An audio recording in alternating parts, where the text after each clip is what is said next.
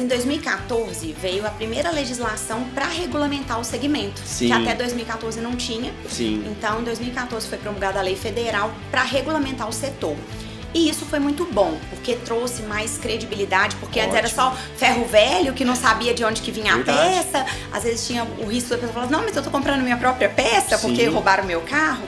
Então hoje o mercado, para quem realmente trabalha da maneira correta, tem mais credibilidade.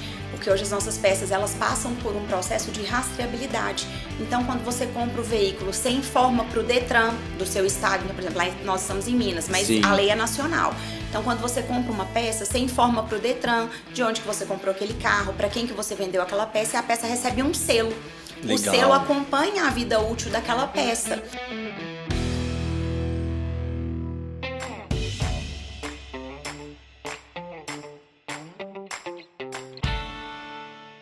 Olá, empresários e empresárias, tudo bem? Estamos aqui para mais um Pode Contar Silveira. Hoje com uma grande cliente, amiga, uma pessoa que eu admiro demais. A gente se conheceu lá no Giants do Marcos Marques e realmente ela tem uma história muito bacana do grupo de empresas deles lá de BH, Mineirinha. Ganhei inclusive um queijinho mineiro, uma cachaçinha agora dela com muito carinho. Maiara Ribeiro, muito obrigado por você estar aqui, ter aceitado nosso convite, saído lá das Minas Gerais, né?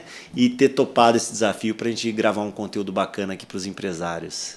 Eu que agradeço a oportunidade de estar aqui. A recíproca é verdadeira. Você é um cara que eu admiro muito, faz um trabalho incrível aí com as empresas, já ajudou a gente a crescer mais um degrau aí. Então, estou muito feliz de estar aqui. Obrigada pelo convite. Que isso, imagina. Eu fico até meio receoso assim de te apresentar e apresentar um pouquinho do seu grupo. Então, eu prefiro que você situe o pessoal aí para eles saberem, né, de que segmento que você é, né, um pouquinho de você e do seu grupo. Por favor, só para a gente de repente abrir o bate-papo aí. Tá certo. Hoje nós somos o Grupo Audace, hoje nós temos 7 unidades. Então nós trabalhamos com peças novas e peças de reuso. A peça de reuso é o veículo de leilão. Você tinha lá um carro, seu carro deu uma perda total, foi sinistrado. A gente faz a aquisição daquelas peças e retorna com essas peças no mercado de uma forma sustentável. Legal. Então, hoje as nossas unidades a gente resolveu setorizar por montadoras. Porque isso gera pra gente referência. Sim. Essa referência gera uma diferenciação e uma autoridade no mercado. Então, hoje a gente tem uma unidade que atende Volks e Audi, uma que atende Chevrolet, a outra que atende Fiat e Jeep, uma que atende caminhonetes. Tem o nosso e-commerce que está nascendo aí e temos uma distribuidora de autopeças. Aí a distribuidora ela já atende linhas gerais, focada mais para os outros lojistas. Ah, legal. Mas aí não para o consumidor final, mais para revenda mesmo. Exatamente. Isso legal, aí. mais atacado, né? Isso aí. Bacana. Vocês estão em BH? Estamos em Belo Horizonte. E fala um pouquinho desse desafio. Eu acho que é porque vocês acabam, eu acho que autopeças como um todo, né, Maiara? Pelo que a gente vê de outros clientes também, eles acabam se regionalizando, né? É algo assim, qual que é a porcentagem da sua venda para dentro do estado de Minas e para fora, assim? Como que é? É realmente regional ou eu que estava com uma visão um pouco... Não, é regional. Hoje as nossas lojas físicas, a gente atende assim... Belo Horizonte, região metropolitana e cidades de interior. A gente atende muito interior. Sim. Porque é difícil mesmo encontrar, às vezes, um produto, principalmente com o mercado automobilístico alterando peças a todo tempo. Então, a gente pega assim, vamos pegar um Fiat Uno de 20 anos atrás. A Fiat ficou lá 15 anos com o mesmo modelo de carro. Sim. As mesmas peças, os mesmos acabamentos. Hoje, com a necessidade que o mercado tem de novidade, as montadoras cada vez mais se atualizam. Então, produzir um carro hoje, daqui a 6 meses o modelo já é diferente, daqui a 1 ano já é outro modelo. E isso para o consumidor dificulta. Sim. Porque a variedade de peças que ele vai precisar de procurar para atender a demanda dele, então acaba se regionalizando mesmo pela facilidade. Sim. E por ser muitas vezes também uma compra emergencial. Sim. Então, quando você vai para o mercado de autopeças, na grande maioria das vezes você está com o carro parado, você tem um problema que você precisa de resolver. Sim. E é isso que a gente prega muito lá, a gente está ali para resolver os problemas dos nossos clientes, porque eles chegaram porque eles têm um problema. Sim. E a gente está ali para ser a solução. Não, legal. E assim, a gente sabe, né? A gente conversa bastante porque é o segmento, né? Onde a gente assessora vocês na questão tributária também da autopeças, né? Então a gente não entra muito aqui nos bate-papos, mais desafio empresarial, mas assim, é um deles do seu segmento, né? Que é um maluco. Gente, ó, eu confesso para vocês, eu fui lá conhecer, né, pessoalmente, e eu voltei achando que contabilidade é fácil. Assim, você vê como que são os desafios, né? Assim, porque o controle é muito rigoroso, né? Porque é leilão de carro usado, então pode ter muita sinergia com o crime, né? A gente vê falando isso. Então a gente tem segmentos, é o primeiro segmento que a gente conversa aqui que tem esse desafio aqui no Pode Contar, né? Tem um desafio assim, cara, que ela a todo momento, né, Mayara, você tá assim, cara, será que não é, né, fruto de roubo? Sim. Será que... Então o processo em si já do leilão, do desmonte, do descarte, ele além do básico aí da legislação tributária, você tem muita regra normativa desse segmento em especial, né? Sim, é bem diferenciado. Mas em 2014 veio a primeira legislação para regulamentar o segmento, que até 2014 não tinha. Sim. Então, em 2014 foi promulgada a lei federal para regulamentar o setor. E isso foi muito bom, porque trouxe mais credibilidade, porque antes era só ferro velho, que não sabia de onde que vinha a peça. Às vezes tinha o risco da pessoa falar, não, mas eu tô comprando minha própria peça, porque roubaram meu carro. Então hoje o mercado, para quem realmente trabalha da maneira correta, tem mais credibilidade. Porque hoje as nossas peças, elas passam por um processo de rastreabilidade. Então, quando você compra o veículo, você informa para o Detran do seu estado. Então, por exemplo, lá nós estamos em Minas, mas a lei é nacional. Então, quando você compra uma peça, você informa para o Detran de onde que você comprou aquele carro, para quem que você vendeu aquela peça, e a peça recebe um selo. Legal. O selo acompanha a vida útil daquela peça, onde é possível você realmente rastrear o caminho que aquela peça percorreu. E isso foi bom porque mudou a forma de trabalho, então aquela coisa que era muito desorganizada, ficava tudo espalhado, ninguém tinha controle de nada, hoje mudou essa visão. Legal. Então o mercado da autopeças de reuso é um mercado que é muito importante pela questão da sustentabilidade e agora ele também tem mais credibilidade por conta das regulamentações.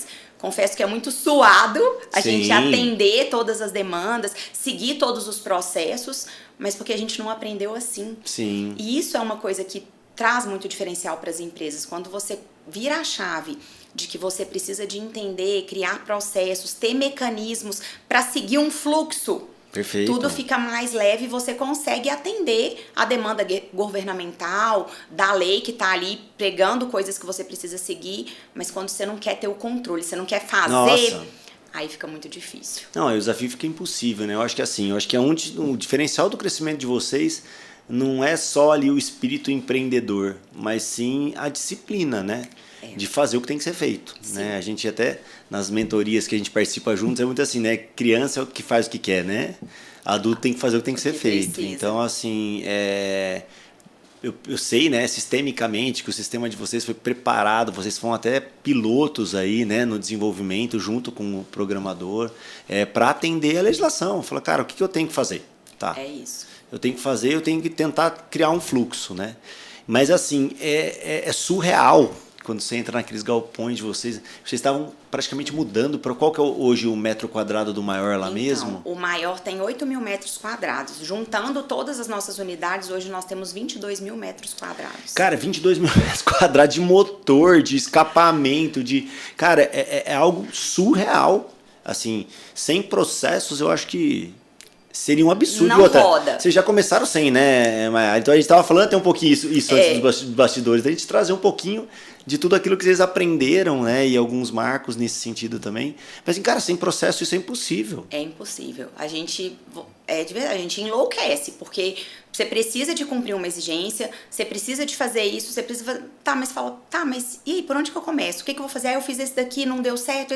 Então, é essencial a construção do fluxo. Você entender, e isso não serve só... A gente tem a nossa peculiaridade, mas eu acho que qualquer empresa, isso pra gente foi uma virada de chave muito grande. Você entender que você precisa de ter processo para as pessoas saberem o que elas precisam fazer. Exatamente. Porque se você não tem processo, chega um colaborador ali dentro da sua empresa, ele chega e fala assim, tá, mas como é que faz isso? Aí você fica no tal do apaga incêndio, né? Porque a pessoa não sabe como fazer, ela faz errado, aí você precisa de ir lá consertar. Mas por que você já não deixa anotado? Você já não deixa construído? Como que a pessoa precisa fazer? Como que ela precisa se comportar? E isso pra gente foi o que fez a gente crescer. É a gente entender que a gente tinha um negócio, que realmente é um negócio, é uma empresa, Sim. não é... Não tô lá de brincadeira, né? Exatamente. Sim. Então, se você quer performar, se você quer crescer, aumentar ali a sua credibilidade, o seu negócio, a gente precisa de virar essa chave e entender que a construção do fluxo, a construção do processo é essencial para você poder escalar, né? Porque quando você não tem processo, você vai conseguir ele fazer uma vez. Sim, sim. Aí na segunda vez você já faz diferente. E aí você fica gastando energia pensando em como fazer seguir.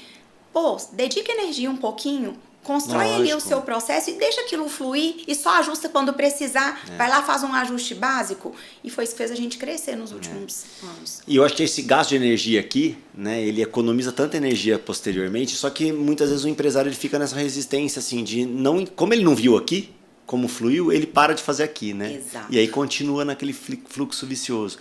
Uma coisa muito interessante assim da história de vocês, a gente estava relatando um pouco o crescimento de vocês aí de 16, né, de 2016 a 2024, 25, provavelmente, né, fazendo um cálculo rápido aqui o contador, 20 vezes, né, o crescimento de vocês 20 vezes, né? Isso dói, né? E além disso, você tem uma história muito peculiar que eu acho que é inspiradora, que é um acidente, né? Algo que desafiou vocês de forma muito, muito intensa. Então, e mesmo assim, vocês conseguiram levantar a cabeça e ter uma empresa 20 vezes maior do que há 8 anos atrás, né? 9 anos atrás, não deu nem 10, né? Esse é fato, né? 16 pra cá, né? A história inteira dela, quantos anos tem o grupo? Então, o grupo, meu marido já começou tudo Sim. com ele, né? Então, ele já tem aí 22 anos de mercado de acessórios automotivos. Nós temos do acessórios. Sim. E aí, nós ficamos lá. Eu entrei no grupo em 2008, então Sim. eu comecei a trabalhar com ele em 2008. E nós ficamos de 2008 até 2016 só com acessórios, uma loja. Sim. Nós passamos 8 anos com uma loja e ainda sofrendo. Sim.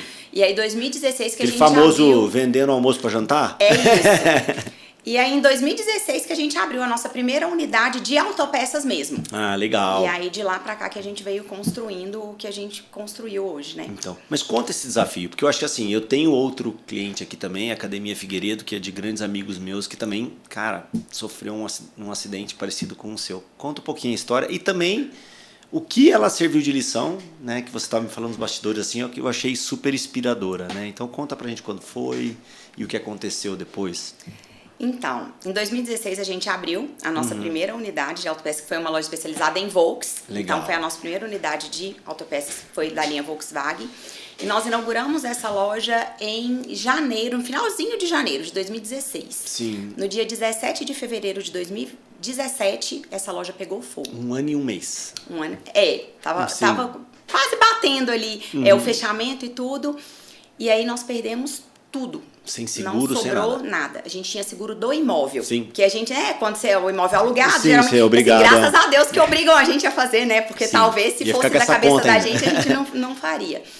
Então, foi assim, 5 dias de incêndio direto, porque autopeças é altamente inflamável, Sim. então, banco, acabamento. Então, bombeiro trabalhou Tentando, bastante para conseguir controlar. Nós tínhamos, na época, 1.500 metros quadrados de loja. Sim. Era um imóvel de 500 metros quadrados com 3 andares. Sim. E 5 dias direto, pegando fogo, 1,5 milhão de prejuízo. Quando a gente ia começar a ter lucro. Porque Sim. o empresário sabe disso, né? A gente abre a empresa, você não vai abrir hoje e vai começar a tirar dinheiro Sim, amanhã. Você vai trabalhar ali longos meses até você ter um retorno. Perfeito. E quando a gente fez o nosso fechamento de janeiro, a gente falou, nossa, daqui a uns 2 meses já vai começar a dar lucro. Sim. E a gente todo feliz com aquilo ali, olha que legal, vai começar a dar lucro. E 17 dias depois, a loja pegou fogo e a gente perdeu tudo. E aí nós olhamos aquilo ali, eu e meu marido, e falamos, e agora? Porque, assim, nós trabalhamos 1 ano, Sim. dedicamos tudo, investimos tudo que a gente tinha no negócio. Sim. E com 4 horas de Virou incêndio tudo já cinza. era só cinza. Era só ferro retorcido e não sobrou nada. E assim, e na época 14 colaboradores, que querendo ou não eram 14 famílias, Sim. que dependiam da empresa, levavam o sustento, e nós falamos, e agora? O que nós vamos fazer? E assim, naquele primeiro momento foi de choque, de perguntar pra Deus, né? Sim, lógico. Deus, onde você tava que você deixou isso acontecer? E um grande aprendizado pra gente nisso foi que realmente Deus sabe de todas as coisas. E que se não tivesse sido esse incêndio, a gente não estaria onde a gente está hoje. Que doido, né? Porque aquilo serviu pra gente ver que a gente estava fazendo errado. Que a gente não tinha uma cultura, a gente não tinha um processo, a gente estava ali brincando de vender peça. Sim. Não era uma empresa. E aí nós tomamos, 2 meses depois, nós tomamos uma decisão, falamos, não, vamos de novo. E aí muita gente falou, nossa, mas você vai começar do zero? Eu falei, não vou começar do zero. Eu vou começar do aprendizado que eu tive. Perfeito. Eu fiquei 1 ano aprendendo tudo que podia dar errado. Então eu não tô começando do zero. Verdade. Agora eu tenho uma bagagem, eu tenho uma casca, eu tenho um conhecimento. E não é do zero que a gente vai começar, nós vamos recomeçar. E quando foi em maio de 2017... a gente comprou a empresa do nosso principal concorrente. Olha. Na época do incêndio, nós éramos as 2 únicas lojas em Belo Horizonte especializadas em Volkswagen. Então só tinha legal. a gente e eles. Só que eles já tinham 10 anos de mercado.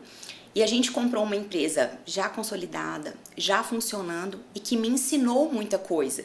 Porque a gente tinha 1 ano de Sim. mercado de autopeças.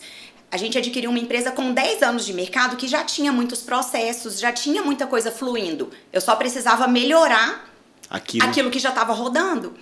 E aí, assim, pra mim foi Só abre um aprendizado. parênteses nisso, assim, porque de repente pode ser uma opção para quem quer empreender, né? Talvez, assim, procurar um negócio já rodando. Já rodando. E né? assim, muita gente me perguntou, falou, não, mas aí por que a pessoa vende uma coisa que já tá rodando? Sim. Pô, por N motivos. Às vezes a pessoa não quer mais, às vezes a pessoa tá com outros projetos. Sim. E assim, você pegar algo que já tá caminhando, é como assim, você já empurrou aquele carro, ele já pegou no tranco, você só Sim. precisa de ajustar. Sim. E isso pra gente foi muito bom, porque a gente já entrou tendo resultado. Perfeito. Se a gente recomeçasse de novo, só com a base de aprendizado, mas eu demoraria ali 1 ano, 2 anos para reconstruir aquilo que foi perdido. Sim, perfeito. E como nós pegamos um negócio rodando, foi muito mais rápido. Legal. Muito mais legal. rápido. E aí, nosso crescimento começou ali. Porque aí eu comecei a estudar. Sim. Então, isso pra mim também foi uma grande virada de chave, porque eu nunca tive formação em administração, em gestão, em pessoas. A minha formação é direito. Sim. A minha primeira pós-graduação foi direito do trabalho. Sim. Eu não queria saber de negócios. Sim. Isso não significa que você não tinha conhecimento em graduação, mas uma coisa é uma coisa, outra coisa é outra coisa. Exato. O que eu tinha servia ali pra eu entender um pouco ali do negócio, mas Facilita eu não em sabia alguns gestão. pontos, né? Eu não sabia gestão. E aí eu falei, não, peraí, agora se eu peguei essa empresa desse tamanho rodando, eu vou precisar de estudar. E aí eu comecei a estudar, a me profissionalizar, a buscar nichos, a buscar pessoas que eram referências pra mim. Legal. Então isso também foi um diferencial muito grande, porque eu não tinha referência. Na minha família eu não tinha empreendedores, Sim. ninguém tinha empresa, ninguém tinha um negócio do tamanho que eu queria construir. Sim. Então eu não sabia se tinha um andar acima ou se não tinha. Na hora que você começa a buscar como referência pessoas que querem chegar onde você quer estar, Perfeito. o jogo muda. Com certeza. Porque você começa a aprender um monte de coisa que você não sabia. E isso também é uma coisa muito legal, que a maioria das coisas que a gente não conquistou é porque tem alguma coisa que a gente ainda não sabe. E que a gente precisa de desenvolver e aprender. E quando você desenvolve e aprende, aí o jogo muda. Não, isso é muito legal, porque assim, é as famosas crenças limitantes, né? Sim. Mayara, parece papo de coaching, mas é de fato, porque eu tive uma palestra uma vez com uma angolana, e ela veio fazer pós no Brasil, assim, mas pensando na realidade da África, né, um continente, inclusive, muito pobre, ela tinha um sonho de voltar para lá e falar de educação para as crianças da África. Porque eles não tinham referência. Não é você querer estar numa escola, mas você nem sabe o que é escola. Assim, é um nível... Você nem assim, sabe cara, que existe, né? Vocês não estão sabendo o que é comer uma comida de um lixo, né? Porque o lixo no Brasil é rico. Você não conhece o lixo da África. Sim. Né? Então, assim... E aí o que acontece? Isso é fazendo uma analogia seguinte. Se você não viu alguém com 10 lojas, né, igual a sua referência de repente é mais próxima, né? A gente acaba sendo a referência dos pais, os amigos mais próximos e tal. E realmente essa busca é muito importante, né? Foi muito nítido para mim, um amigo que eu almocei ontem, tem um restaurante, e aí ele entrou meio que num grupo, num mastermind de restaurantes. Né? Aí ele voltou, cara, você não acredita, meio que alucinado, assim, cara, eu conversei com um cara que tem 120 lojas. Eu falei, cara, isso é muito rico, cara. Não significa que você tenha que ter as 120 lojas, mas você só saber que dá, Porque no Brasil é assim, né? Ou no Brasil, ou talvez não, se o cara tem esse tamanho aí, tá roubando. Ou tá fazendo isso aqui, tá fazendo aquilo. Mas a referência é muito importante, como você falou. E assim, a gente até estava conversando isso recentemente. Eu fiquei no negócio de 2008 até 2016 com uma loja, quase enlouquecendo, querendo vender tudo e falando, não, eu vou pra roça porque eu não aguento isso daqui mais. E nós fizemos a aquisição dessa primeira unidade depois do incêndio em 2017. Então, de 2017 até 2020 também foram mais 8 anos. Sim. Só que eu passei 8 anos com uma empresa. O que eu estava fazendo nesses 8 anos que eu não cresci o meu negócio? E aí agora a gente pega de 2017 a 2025, a gente saltou de uma empresa para 7. Pois é. O tanto que o conhecimento faz a gente subir de nível. Sim. E a gente tava falando uma coisa muito certa também, que você falou, cara, a gente não tem essa formação, né? Assim, não tem. A gente tem a formação em direito, em engenharia, em contabilidade. Tem algumas pós em gestão, mas elas são muito lato sensu, que a gente fala meio, mas que ninguém muito aberto, nunca faz, né? Não faz, Você não vai pratica. ser médico, você vai passar 5 anos numa faculdade, depois você vai fazer uma residência, direito a mesma coisa, engenharia. Tá, e quando você escolhe abrir uma empresa? Quanto tempo você dedicou para estudar, para entender o seu mercado, para saber de pessoas, saber de gestão? Porque outro gap também são pessoas, né? Sim. Tem uma frase que eu vi outro dia que eu achei muito legal, que fala, se você não entende de pessoas, você não entende de negócios. Verdade. E é a realidade. Mas quando que você parou para entender sobre pessoas? Quando que você parou para pesquisar quais são os riscos do seu negócio? Aonde que você precisa de ter mais atenção? Sim. Aonde que você precisa de colocar mais energia? Quem que quando vai abrir uma empresa faz isso? Pois é. E é por isso que a gente sofre tanto, né? Muito, muito. É o dono, né? Assim, e muitas vezes, né, Mayara, assim, é o técnico que acabou virando dono, né? Eu falo assim, é o médico que acabou tendo um hospital, é um cozinheiro que acabou ficando com o restaurante. É o contador que acaba, de repente, quando ele abre o olho, ele tem 10 colaboradores, 20 colaboradores. Aí fala, meu Deus do céu, nossa, só dá trabalho. E aí acontece, essa resistência dele em crescimento faz com que ele pare, né? Que nem você falou, pô, daí a gente ficou... O que eu tava fazendo, né? De 2007 lá, 2008 até 2016. Que onde eu tava? Eu tava dormindo. Tava deixando aquele negócio que eu falo, deixa a vida me levar. Parece um monte de zumbi. Isso. Reclamando, né? E sofrendo. Assim, não vendo nada que estava acontecendo em volta, né? Meio com o olho fechado, né? Então é muito legal essa questão dessa consciência de formação, assim.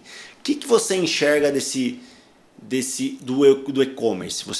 Eu acho que todas as empresas que comercializam produtos, né? Eu acho que acaba sendo um marco, né? Um divisor uma quebra-fronteiras, né? Talvez o e-commerce. O que veio na sua mente para, de repente, foi um input, foi uma referência, foi um teste? O que você espera aí estrategicamente com o fortalecimento do e-commerce? Então, eu tive uma resistência muito grande para ir para o digital, para ir para o e-commerce.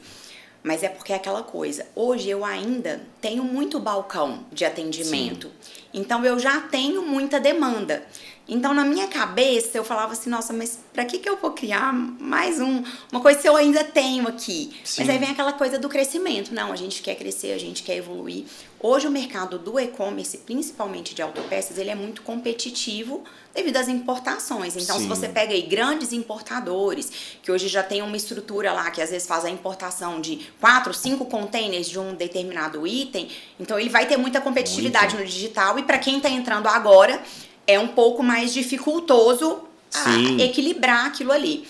Mas o que traz pra gente muito a visão do e-commerce é, às vezes, até facilitar a vida do nosso cliente. Principalmente quando a gente fala das peças de reuso. Porque a gente sabe que tem veículos que nem a montadora tem a peça mais para repor pro cliente. Então, às vezes, você tem um carro lá que você tá precisando de uma peça, mas, sei lá, a pessoa tá lá no Pará. Entendi. E ela não achou essa peça lá. Quando eu vou pro digital, essa pessoa consegue me achar e achar o que ela tá procurando. Perfeito. Então, às vezes, ela já até tentou na fábrica, já tentou na concessionária e eles não têm a peça disponível para atender e a gente tem. Então, eu consigo me aproximar do meu cliente. E essa que foi, assim, a minha virada. Eu tenho muito isso em mim, de querer servir. Eu não quero só ter uma empresa. eu quero servir pessoas, Sim, eu quero sim. ser útil ali, tanto na sociedade quanto pro meu time. Eu tenho muito Propósito isso em mim. claro, né? Então, quando falava assim, você tem que ir pro digital, você tem que ir pro digital, eu falo, não, gente, pra que eu vou? Eu não preciso de ir pro digital. Mas na hora que eu comecei a enxergar isso, que eu posso facilitar a vida de mais pessoas, eu posso proporcionar pessoas que às vezes não conseguiu encontrar o que ela precisa, ou às vezes que conseguiu num custo muito elevado, que eu consiga resolver o problema daquela pessoa, porque o digital faz isso, né? Ele aproxima as pessoas. Sim. Então você tem pessoas que estão muito longe, mas que você consegue chegar até essa pessoa. Então Legal. isso pra gente foi a virada. Então nós estamos caminhando aí nesse processo, mas tem tudo pra crescer e tem tudo pra dar certo. Acho que tem, resumindo aí, talvez o que eu entendi, assim, é um propósito forte de impactar mais e sair da zona de conforto, né? Sim. Falou, não, Quando gente, começa a ficar eu lembro calmo, de né? 2008 até 2017 e o empresário raiz tem que arrumar uma confusãozinha, Não né? é? Fala Quando assim, fica calmo, você fala assim, eu acho que esse negócio tá calmo, deixa eu arrumar um problema ali. não, ontem à noite eu tava falando, ontem no final da tarde eu tava falando com o Thor, que é membro, parceiro nosso lá no Não, Giants, amigão né? nosso também, Ele, cara admirável, nossa, né? ele é muito carinhoso, é um cara que tem um coração tamanho do monstro. E um empresário serial killer, né? Assim, ele fica toda hora matutando. Pensando em possibilidades, né? E aí ele, cara, acho que eu vou abrir um outro CNPJ. Eu falei, cara, amo isso. Eu falei assim, não é porque tem um outro cliente, mas assim, cara, olha que legal, a gente é o motor da economia, né? Então a gente fala muito das multinacionais que vêm para o Brasil, até as montadoras mesmo, cara, mas se você somar todos os empreendedores ali, microempreendedor, empreendedor de pequeno porte, que é até o público do Marcos Marques mesmo, que acelera eles absurdamente, cara, tá ali 70% do emprego do Brasil. Sim. Entendeu? Então, assim, tem uma força muito forte, mas cada um fazendo o seu pedaço ali, seu papel, né? E assim, se um cresce, todo mundo cresce. Exatamente. Então, assim, cada vez que uma empresa cresce, quantas pessoas tem ali dentro daquela empresa que vão crescer junto? Que vão crescer também. Exatamente. E aí, quando a gente faz... É claro que a gente pensa na visão do negócio, mas quando você tem um objetivo também por trás daquilo, que é crescer pessoas, é evoluir pessoas, parece que o universo conspira para dar tudo certo, né? Exatamente. E sabe o que eu percebo muito? Assim, eu vi uma palestra, você vê como esses ambientes também te chocam, né? Sim. Assim, eu vi uma palestra que o cara falava assim, quem aqui vende só por indicação? Mas normalmente balcão é muito de indicação. As pessoas já têm ali seus clientes recorrentes, ele vai lá e pede. Eu falei, aí tinha um monte. Eu era até um deles, né? E ele falou assim, nossa, mas então é Deus pedindo pra você trabalhar, né? Porque você sofre uma compra, você não vende. Aí me mandou um discurso assim, só isso que você tem para entregar para a sociedade? Assim, só isso. Você não acredita no seu trabalho, no seu serviço, no material, no produto que você entrega, que possa impactar mais pessoas, tá bom? Só isso. Então, assim, aí você começa que nem você falou. São uns tapas na cara que a gente toma de vez em quando, né? Que você fala, era isso que eu precisava. E a gente tem que respeitar. Eu acho que se a pessoa tem um perfil de continuar tendo aquela uma loja, cara, são decisões. Tá tudo certo, tudo isso. certo. O que eu acho que a população, ou a crença da população poderia falar assim, mas quem não quer isso e quer mais, tá tudo certo também, né? Isso. Assim. São escolhas. Exatamente. E aí, vamos lá pensar assim, nos próximos desafios, e o que você sente desse seu mercado, assim? Você acha que ele aumenta? Como que vocês falam assim no mercado? Porque assim, o mercado ele vem com muitas montadoras novas. Sim. O mercado vem com muito importado. Qual o impacto que você acha que vocês sofreriam pensando nessa globalização aí, pensando em autopeças? Sabe? Então, hoje o nosso maior desafio são os carros elétricos. Porque é tudo completamente novo. A gente ainda não sabe como que vai ser a reposição daquilo ali. Então, por exemplo, hoje a gente compra lá um veículo de leilão que, sei lá, o carro capotou, mas ele tem uma mecânica perfeita, ele tem um motor funcionando, ele talvez não tenha lataria. Sim. Ou sei lá, às vezes você tem um carro que bateu por baixo e deu uma perda total porque danificou o chassi. Sim. Mas o carro tá inteiro, tá Sim. funcionando. E com os elétricos? A questão da bateria, como que vai ser o armazenamento disso, por quanto tempo uma bateria ficar na sua prateleira sem carga? Essa bateria você vai conseguir vender para o cliente depois? Ou será que ela não vai aceitar carga mais? Ou será que esses carros, quando bater, vai, sei lá, ter uma explosão? Porque Tem desafios assim. Então hoje a gente já começa a se preparar para isso, para como que vai funcionar essa desmontagem. Então assim, capacitar o nosso time. Acompanhar isso, né?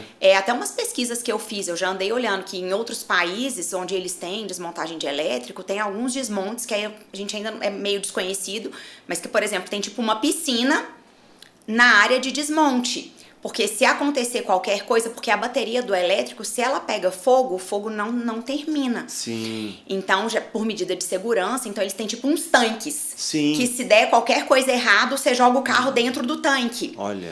Pra não... Então, assim, esse é o nosso maior desafio pra frente. É entender, é conhecer aí que vem a importância do estudo. Sim. De você... já se precaver das adversidades, do que vai acontecer ali com o seu mercado, para você tomar as decisões certas. Então, peraí, porque assim, eu não acredito que o mercado de carros convencionais vai acabar nos próximos anos. Sim. Eu acho que a gente ainda tem muito quilômetro para percorrer. Sim. Até tudo ser, até o elétrico superar o combustível. Sim. Eu acho que isso não vai acontecer num futuro próximo. Sim. Mas é uma demanda que existe. Sim. Então a gente já encara isso como um desafio de aprender, de entender sobre aquele mercado, para que na hora que aconteça a gente não sofra tanto. Está preparado. Não se machuque tanto querendo fazer na raça, na força, sem saber o que você está fazendo.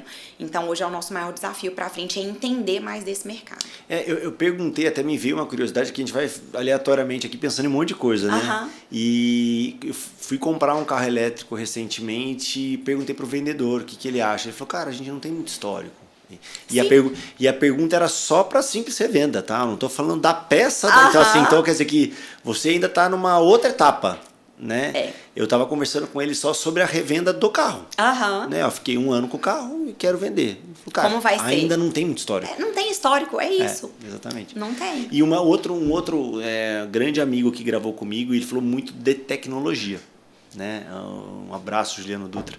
E assim, ele falou que o fato é que as pessoas têm que acreditar que não tem volta. Sim, não tem. Só vai pra frente. Né? Então, assim, realmente, a bateria tem aquilo, um defeito, demora, tal. Ok. Eles vão resolver esse problema. Sim, não tem como falar, eu quero descer. Você vai ter que ter uma solução pro problema. Ele pode pivotar, ele pode fazer alguma coisa, mas é uma curva que ele explicou tecnicamente, depois até o Mourão também explicou tecnicamente. Existe uma curva da tecnologia que ela não volta, assim, sabe? Sim. Assim, eles podem melhorar aquilo que tem de problema, de problema. E aí fiquei curioso com a questão da peça, né? Mas ainda realmente tem muitas marcas, né? Então você vê que você está nas marcas mais tradicionais. Você precisa de volume também.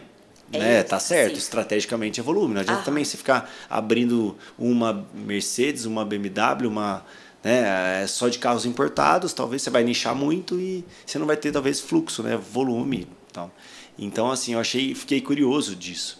E me fala uma coisa que eu acho muito legal, assim, alguns erros, Mayara, assim, que a gente fala assim, né? Temos quanto tempo mais aí? Mais umas 5 horas? Quantos episódios? quantos erros por episódio? Mas eu acho muito legal porque a gente é de carne e sangue, né? E realmente a gente vê, de repente, um histórico de 8 anos mais ou menos mais estagnados, depois de 8 anos de crescimento exponencial, mas que tiveram desafios e erros, né? Você tem algum marcante aí, ou 1 ou 2 marcantes que você entendeu que foi uma tomada de decisão fora do momento ou errada? Porque é legal o empresário nos assistindo, assim, cara, ele estava pensando em fazer aquilo. Ou ele vai fazer aquilo, vai continuar fazendo, mas talvez de uma outra forma, num outro momento, né? Então não significa que a Mayara errou, que todos vão errar no mesmo ponto, né? Talvez não era o meu momento, né? Então, conta aí pra gente.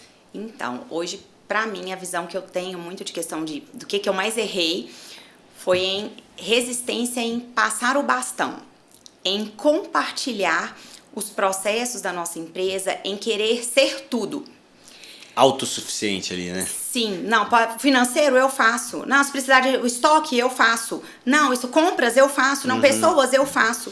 E até à medida que a gente vai conversando, as ideias vão clareando, né?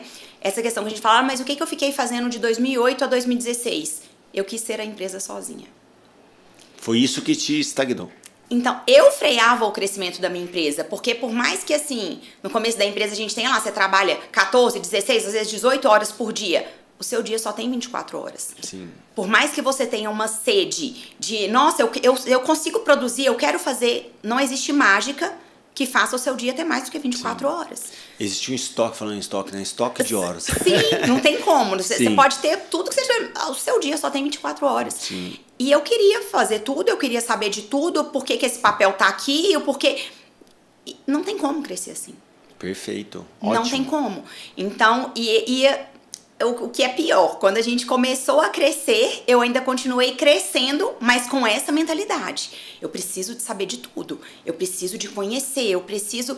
E aí, por mais que a gente estivesse evoluindo, aprendendo, eu ainda tinha muita dificuldade de soltar o bastão. Sim. E eu segurando o bastão e a empresa crescendo. Eu segurando o bastão e a empresa crescendo. Chegou uma hora que eu falei, eu vou enlouquecer. E aí que eu comecei a falar, não, peraí, agora eu preciso de um time. Eu preciso de realmente uma equipe que seja capaz de tocar o negócio para que eu consiga fazer a minha função, que hoje eu tenho muito clara. A minha visão é performar, é fazer o negócio crescer. Só que se eu estiver lá pagando boleto, se eu estiver lá contando estoque, se eu estiver lá negociando com o fornecedor, com exceção de, assim, às vezes uma compra muito peculiar, mas assim, no dia a dia, não, eu vou comprar 5 peças. Eu vou lá negociar com o fornecedor. Ah, não, eu preciso de contratar, eu vou fazer 50 entrevistas. Eu não vou ter tempo para fazer o meu negócio crescer. Sim. E eu tive muita resistência com isso. Eu acho que esse foi o meu maior erro. Talvez hoje a gente poderia estar até andares a mais. Mas eu acredito que tudo tem seu tempo. Sim. Eu tava no meu momento de concentrar tudo, mas hoje eu já tenho muito essa visão. Mas talvez, se eu tivesse tido essa visão antes, eu não teria sofrido tanto, igual hoje eu ainda sofro, porque assim, tem coisas na empresa que ninguém sabe fazer. Sim. Só eu. Só que são muitas coisas. Sim. E aí a gente precisa agora de treinar o time. Então agora hoje a gente tá nesse caminho de treinar e capacitar pessoas para que elas consigam fazer o que eu faço. O perfeito disso tudo é que assim, hoje você já percebe. Eu acho que naquela época você não percebia. Não, assim, eu entendi, não, é função do empresário. Sim. Você que tem que tocar o seu negócio, e aí vem de novo as crenças, né? Sim, Quem sim. tem que tocar o negócio é você. Você tem que ser o primeiro a chegar e o último a sair. Por quê? Porque você O tem que olho ser do exemplo. dono que engorda a boiada, né? Tá, mas se você ficar lá sendo o primeiro, que horas que você vai fazer negócios? Que horas que você vai fazer contatos que vão ajudar a sua empresa a crescer? Em que momento que isso acontece se você tá lá no balcão o dia inteiro? Não tem como. E isso é o maior aprendizado. Uma coisa que eu achei que foi legal pra mim, como experiência, exemplo, é assim, a gente listar as tarefas que a gente faz. Traz clareza, né? Traz clareza e assim, e aí você pinta de amarelo lá as que são mais fáceis de delegar.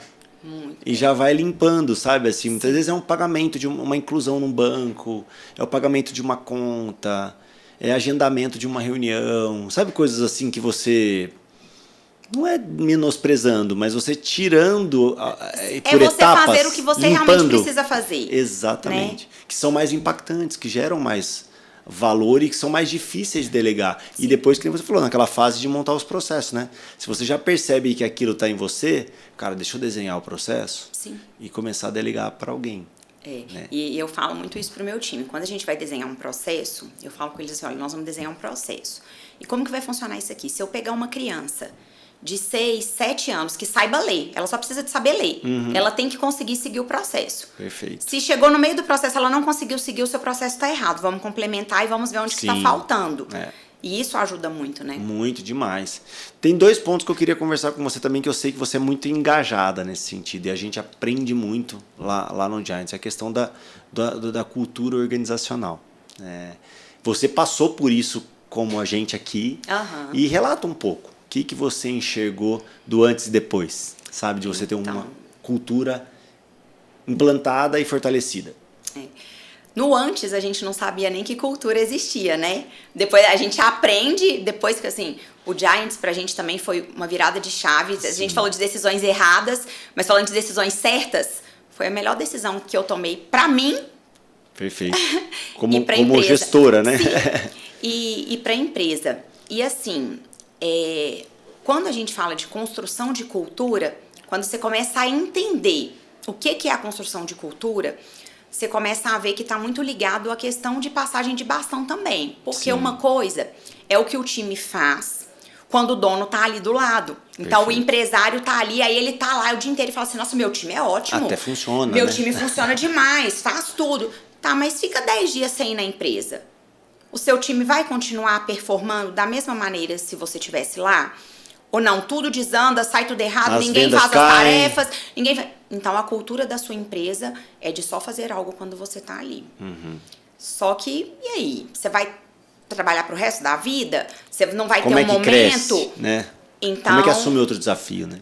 e assim, pra gente é isso, a construção da cultura é o que vai fazer você cada vez mais escalar e performar o seu negócio, porque você vai ter tempo de sair para fazer o que você realmente precisa fazer e o seu time vai estar lá aculturado. E o que é a cultura? Aquilo que é importante para você. Então, se na sua empresa, se é importante para você a lealdade, se é importante para você o compromisso, o servir, Sim. tá, vamos direcionar, porque Perfeito. assim, pessoas precisam de ser direcionadas. Sim. Comportamentos todo mundo tem, ninguém é uma estátua. Então todo mundo tem comportamentos bons e ruins. A Perfeito. função da cultura é o quê? É minimizar cada vez mais os comportamentos ruins e aumentar os bons comportamentos, aquilo que você quer, para que as pessoas entendam que, olha, aqui na empresa é isso daqui que a gente valoriza. Você quer crescer? Então eu preciso que você siga isso daqui. Perfeito. Você quer construir uma carreira? É isso que a gente vai te valorizar, é isso que a gente vai enxergar de bom em você. E como é que você tá com isso? Você tá disposto a seguir? Ah, não, isso daqui pra mim não faz sentido nenhum. Poxa, então eu te agradeço, mas eu acho que você não faz sentido pro time. Sim. Porque a cultura, no acelerador, se fala muito disso, Sim. né? É inegociável. Sim, Não sim. dá pra negociar a cultura. Não. Porque como que você vai falar, olha, pessoal, na empresa daqui pra frente a gente vai agir com esses comportamentos. Ah, mas o fulano pode agir diferente. Então a gente precisa de ir direcionando, só Ter que essa aí que unidade, entra um né? desafio. Quando você tem um time antigo, Sim. que veio quando a cultura não existia. E aí, às vezes, você fala assim, poxa, mas o cara tá comigo há 10 anos, o cara tá comigo há 15 anos. Ele é um bom E aí, técnico. agora, quem mudou fui eu. Sim. Eu estou colocando cultura na empresa. O que eu vou fazer com esse cara que não quer aderir à cultura? Isso é um desafio, mas só Sim. tem 2 caminhos. Ou você vai treinar e capacitar aquele cara até ele aceitar que de hoje em diante é assim, ou você tem que desligar aquela pessoa. Sim. Eu sou muito do treinar. Eu falo assim, olha, amigo, eu vou segurar sua mão até onde você quiser. Então, assim, eu vou te ajudar, eu vou te dar um apoio, mas eu também não posso te arrastar. Sim. Porque isso pra gente é um pouco desafiador, porque a gente tinha muitas pessoas que já trabalhavam com a gente ali há bastante tempo e que na hora que veio a cultura fala assim, mas nunca foi assim. Sim. O porquê que agora tem que ser desse jeito? A gente sempre fez desse jeito aqui e agora você quer que faça desse, mas o porquê? E aí vem da gente transferir o conhecimento, transferir o que a gente tem e mostrar para as pessoas que isso vai fazer bem para elas. É isso que vai fazer elas crescerem. Então, toda a vida a gente fez assim, tá? Sim. Mas toda a vida a gente não cresceu. Exatamente. Então, você quer crescer, você quer performar? Então, eu preciso, olha, o caminho é esse aqui. Eu preciso que você ande por esse caminho. Então, eu tenho mais paciência com os que estão antigos, porque a gente tem... Pô, você não vai mandar a equipe toda embora. Sim, você vai perder a pessoa que contribuiu para sua empresa ali ao longo dos anos. Só que se chega um momento que a pessoa fala assim, não, pra mim não dá. Então, pô, eu te agradeço, mas eu vou ter que seguir seu caminho. Você vai... Talvez a empresa já não esteja confortável pra você. Sim. Se isso tá dando choque com aquilo que você acredita, talvez é melhor realmente você procurar uma outra empresa pra você continuar com os comportamentos que você tem hoje. Sim. E que pra gente aqui não faz sentido mais. É. Mas também é um desafio. E é muito legal, assim, como isso impacta os novos também, desde o onboard, né? Sim. Desde a contratação. Porque Eu falo que com os novos a gente quase não tem problema mais, porque eles já chegam sabendo que a regra do jogo é essa, né? Eles já compraram aquilo. Sim, né? E hoje eu costumo fazer na entrevista. Sim. Então, quando eu tô fazendo uma entrevista, quando a gente tem a intenção de contratar aquele colaborador, eu já falo, olha, aqui a gente funciona assim, não pode fazer isso, não pode fazer isso.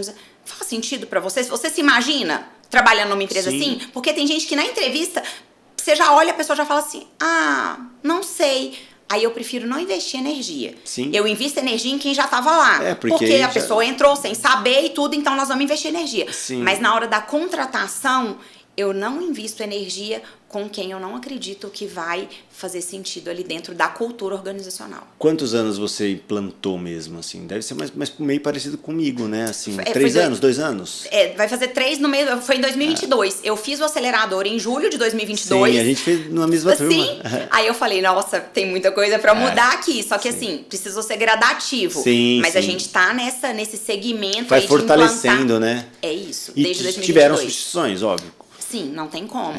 Só que assim, foram substituições inteligentes. Sim. E isso que é mais legal, porque você começa a contratar melhor. Então você começa a ter realmente pessoas que estão remando. Eu falo muito isso com a minha equipe. Eu falo, olha, aqui no barco, a gente só quer quem rema. Porque se tiver alguém dentro do seu barco que não tá remando, é preferível que essa pessoa não tivesse.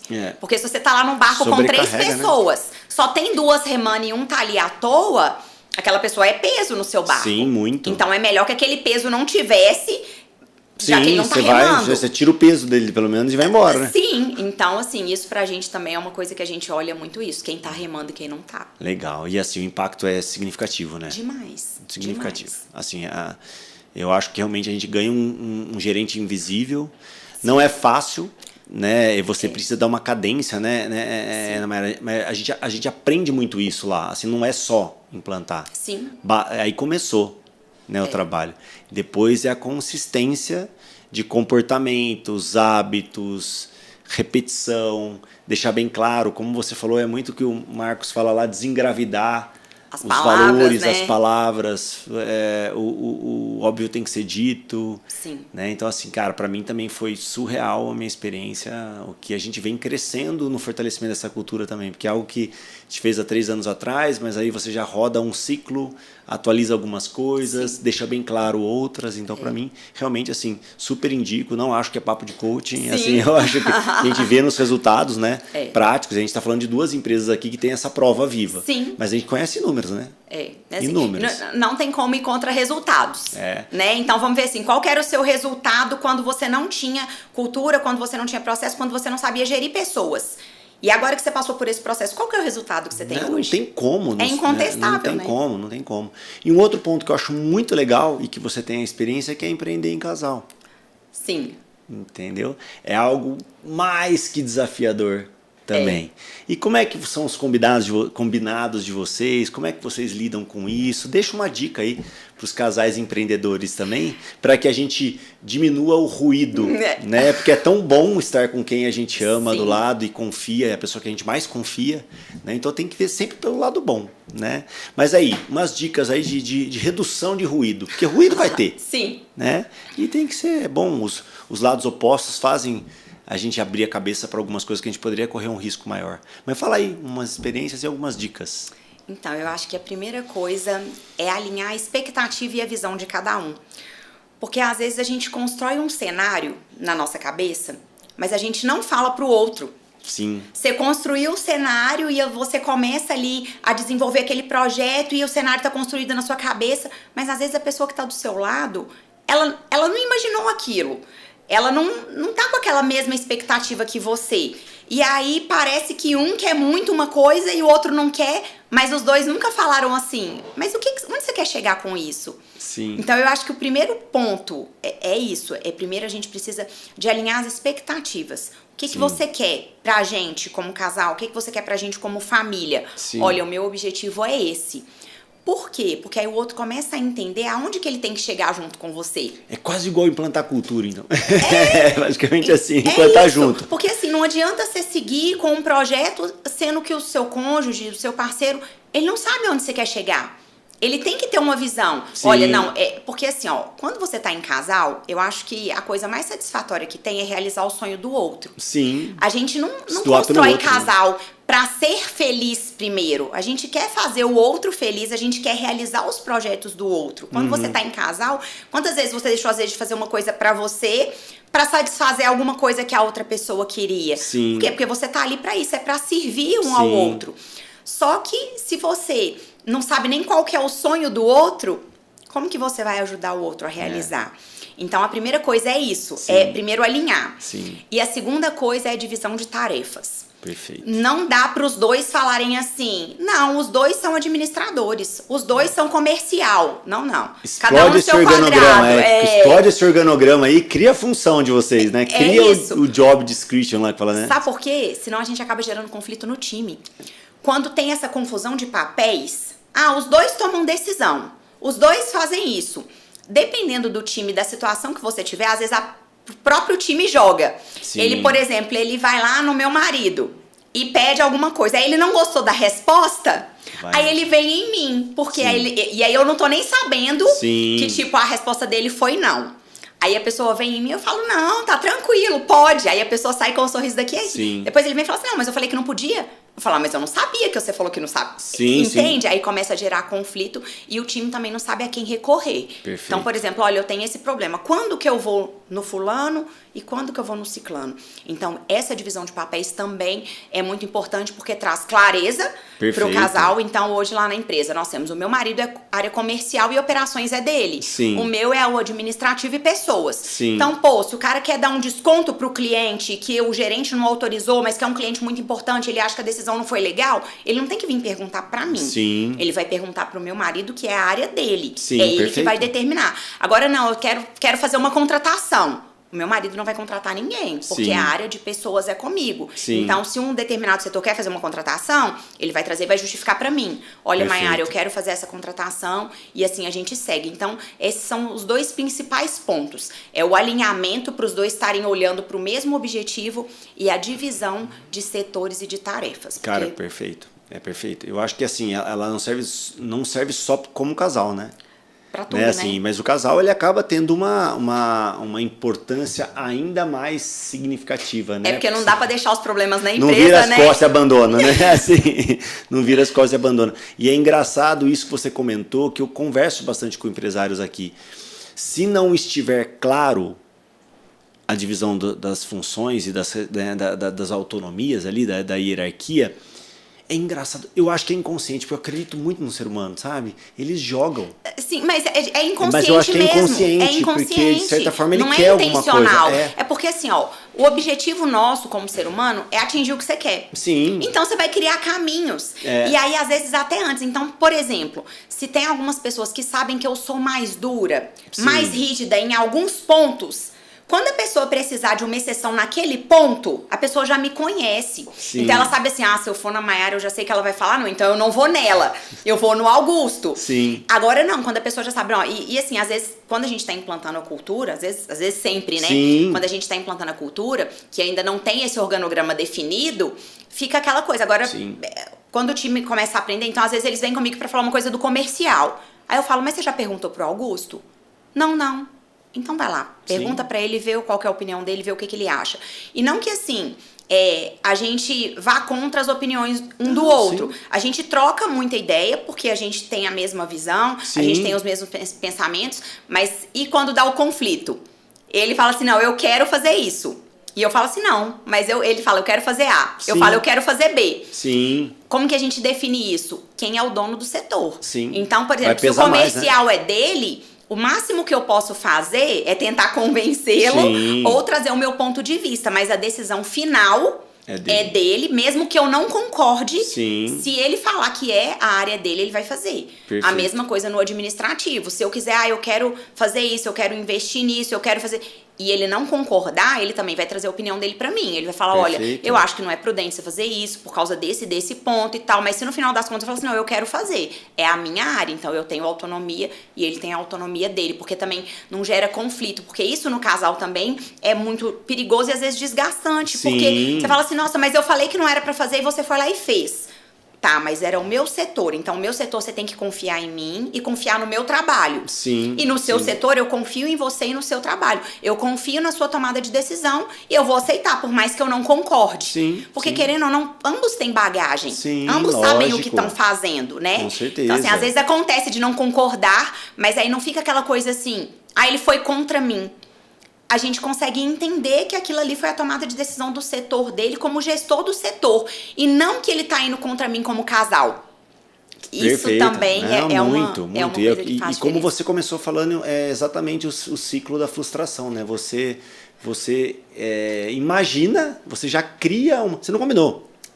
Entendeu? Assim, mas na sua cabeça já tá combinado. Aí né? acontece exatamente o que você não imaginou. Aí já gera uma frustração, Sim. que muitas vezes uma reação raivosa. Sim. Muitas vezes não existe um pedido de desculpas. Sim. Você não aceita e aí começa a virar uma bola de neve. É engraçado, ó, que o Pode Contar virou até... Vai salvar casamentos aí, hein? De empresa. Mayara, tá top. O pessoal já deve estar na esteirinha lá, cansando da corrida. Então vamos partir para a nossa pergunta final aí. A gente gosta que você deixe um recado, brincando um pouco com o nosso Pode Contar aí. O que a Mayara pode contar para essa galera aí que de repente foi um marco, foi um sinal importante para você, foi uma mudança de rota, foi uma frase que impactou. O que você quiser deixar para a gente aí, para a gente partir para esse encerramento aí. Então, a nossa mudança de rota foi o incêndio. Sem dúvida nenhuma, foi assim, uma virada de chave total, uma mudança de rota total. Mas a mensagem que eu quero deixar é que eu acredito muito em Deus. Perfeito. Então, independente da religião que cada um tenha, eu acho que a gente sempre tem que confiar nos propósitos de Deus para a nossa vida. Porque lá naquele incêndio, em 2017, foi muito desesperador e a gente fica sem chão. Perfeito. E você fala assim, agora eu vou me apegar a quê? Porque eu perdi tudo. Eu não tenho nada, mas você não perdeu tudo. Porque a sua construção, os seus valores, a sua bagagem, ela é mais pesada. Mais pesada, assim, de conhecimento, de instrumentos para fazer melhor. Então, e a gente como empresário, a gente passa por desafios diários. Sim. E quantas vezes o empresário chega em casa e fala assim...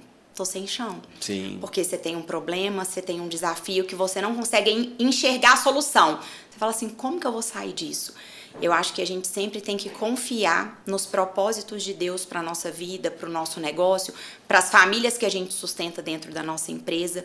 Então, isso para mim foi uma coisa que foi uma virada de chave muito grande, não só pelo aprendizado em termos de gestão, em termos de negócio, mas confiar nos propósitos de Deus para a nossa vida e para o nosso negócio. E para a gente foi o essencial. Um alimento de fé também, né? Quando você chega até, como você contou comigo para mim nos bastidores, chega até questionar, né?